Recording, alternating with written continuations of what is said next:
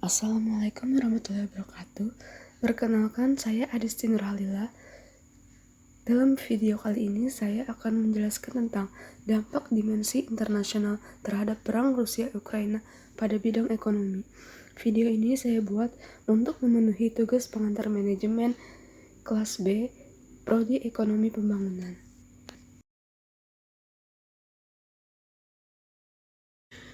Sebelum saya menyebutkan dampak dari perang Rusia-Ukraina, maka saya akan menjelaskan kronologi dari perang Rusia dan Ukraina terlebih dahulu.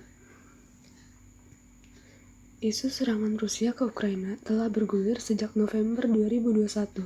Sebuah citra satelit menunjukkan penumpukan baru pasukan Rusia di perbatasan dengan Ukraina. Moskow diyakini Barat memobilisasi 100.000 tentara bersama dengan tank dan perangkat keras militer lainnya. Intelijen Barat menyebut Rusia akan menyerang Ukraina. Rusia menyangkal hal tersebut, namun santer beredar Rusia akan menyerang pada 16 Februari. Apalagi latihan militer besar-besaran juga dilakukan, termasuk di laut dan negara tetangganya, Belarusia. Puncaknya pada 21 Februari 2022, Putin memberi pengumuman mengakui kemerdekaan milisi Donbas, Republik Rakyat Donetsk atau DPR, dan Republik Rakyat Luhansk atau LPR. Pada saat itu, dekret pengiriman pasukan dengan alibi menjaga keamanan juga ditandatangani. Sehari setelah itu, parlemen Rusia menyetujui mobilisasi tentara yang diusulkan Putin. Kemudian, pada 24 Februari, Putin tiba-tiba mengumumkan operasi militer serangan dilakukan di sejumlah kota.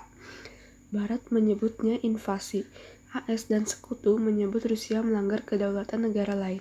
Alasan Rusia menyerang Ukraina karena pemimpin terkini negara tetangganya tersebut lebih dekat ke Barat dan ingin menjadi bagian Pakta Pertahanan Atlantik Utara atau NATO.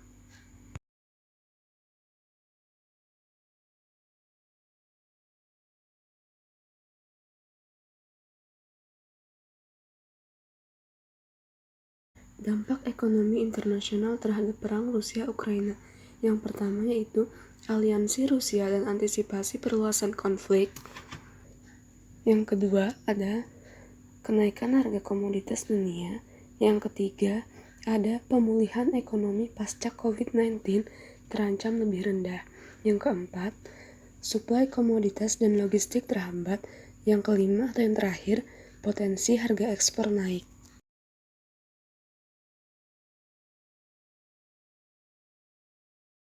Dampak yang pertama yaitu aliansi Rusia dan antisipasi perluasan konflik. Dikutip dari detik.com, peneliti Indef Asia M. Rahbini mengatakan Amerika Serikat setidaknya telah memberikan sanksi pada pemain pasar keuangan dan perusahaan teknologi Rusia. Ia menjelaskan, kendati berdampak pada ekonomi Rusia, negara ini mungkin masih mendapat bantuan keuangan dan perdagangan dari Cina. Peneliti Ahmad Khairul Umam dari Paramadina Graduate School of Diplomacy menambahkan, negara-negara di Asia Tenggara harus mengantisipasi perluasan konflik agar tidak berpindah ke kawasan Asia Tenggara. Ia mengatakan, konsolidasi kekuatan di kawasan Indo-Pasifik sebelumnya dibuat melalui deklarasi Pakta Pertahanan Australia, United Kingdom, dan United States of America atau AUKUS pada September 2021. Telah menjadi rahasia umum, Fakta Pertahanan AUKUS ini dihadirkan sebagai upaya perimbangan kekuatan balance of power terhadap Cina yang semakin mengokohkan pengaruh dan kekuatan ekonomi politik serta pertahanannya di kawasan Asia Tenggara dan Pasifik secara general, kata Khairul Umam dalam siaran Twitter Space Rektor Universitas Paramadina Didik Jerah Bini. Jangan sampai Asia Tenggara, khususnya Indonesia, menjadi ajang medan pertempuran dan adu pelanduk di antara dua kekuatan besar di kawasan. Perlu komitmen semua negara di kawasan harus ditegakkan untuk menghadirkan kerja-kerja diplomasi dan komunikasi politik yang jujur, transparan, dan akuntabel.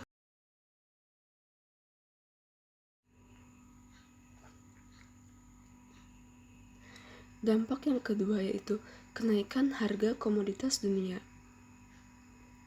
Asia mengatakan perang dapat beresiko pada kenaikan harga komoditas dari Rusia-Ukraina.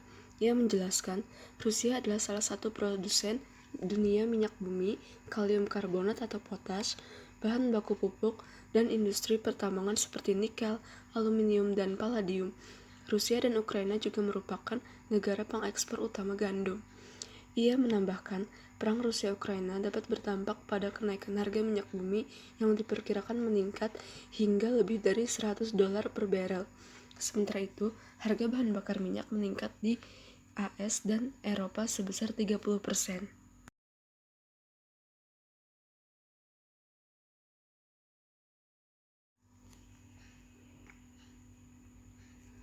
Dampak yang ketiga yaitu pemulihan ekonomi pasca COVID-19 terancam lebih rendah.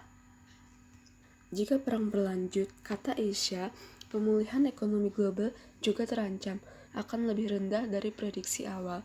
Ia mengatakan pemulihan ekonomi dunia post-COVID-19 dengan ancaman inflasi sebelumnya telah terlihat di beberapa negara maju seperti Amerika Serikat hingga Indonesia.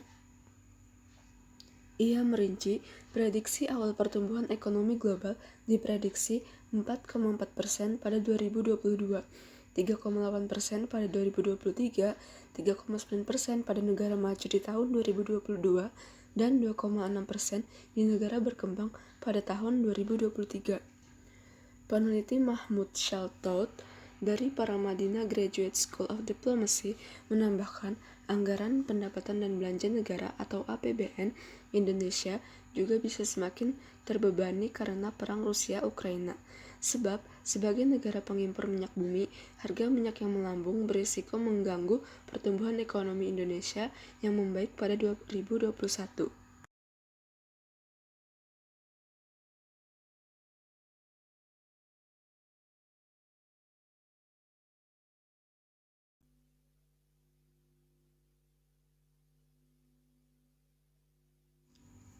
Dampak yang keempat yaitu suplai komoditas dan logistik terhambat.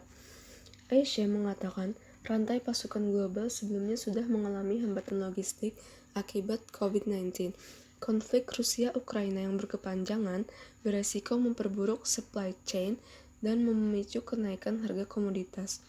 Ia juga menjelaskan, jika suplai komoditas dan logistik pengiriman terhambat, lalu infrastruktur utama seperti pelabuhan di area Laut Hitam rusak akibat perang, maka negara maju dapat memberikan sanksi ban atas komoditas Rusia.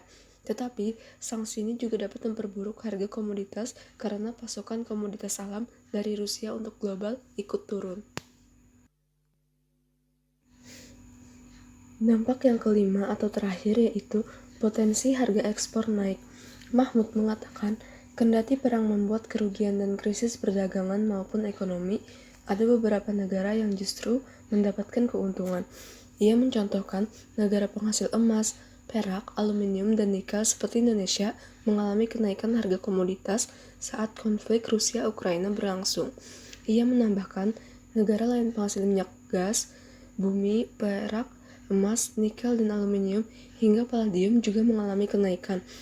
Untung dan rugi secara ekonomi maupun perdagangan dalam konflik Rusia-Ukraina ini bukan hanya bergantung pada sisi mana kita berpihak secara politik, tapi juga bergantung pada interdependensi perdagangan kita.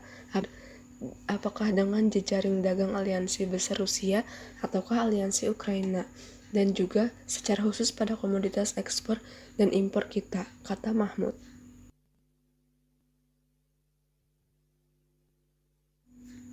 Berikut ini adalah sumber yang saya gunakan untuk menjelaskan 5 dampak yang telah saya sebutkan pada video tadi.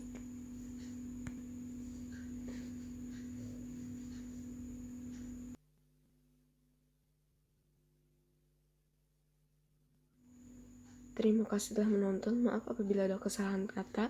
Assalamualaikum warahmatullahi wabarakatuh.